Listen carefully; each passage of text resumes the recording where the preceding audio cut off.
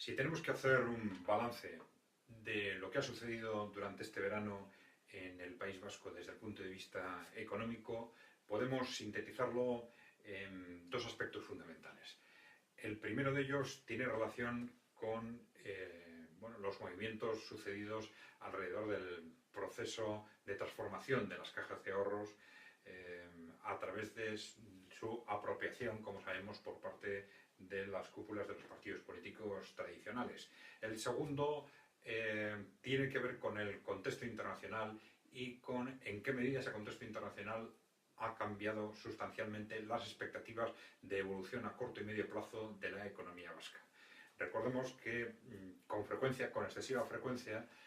las expectativas sobre el futuro o la evolución a corto y medio plazo de la economía vasca se relacionan con variables del mes anterior o de los meses anteriores en el ámbito de la economía real en nuestro contexto y que, sin embargo, no podemos olvidar que estamos en un contexto de crisis económica que no ha mejorado sustancialmente desde el año 2007, como el Center viene repitiendo, en el que las variables fundamentales en cuanto a endeudamiento y riesgo en el sector financiero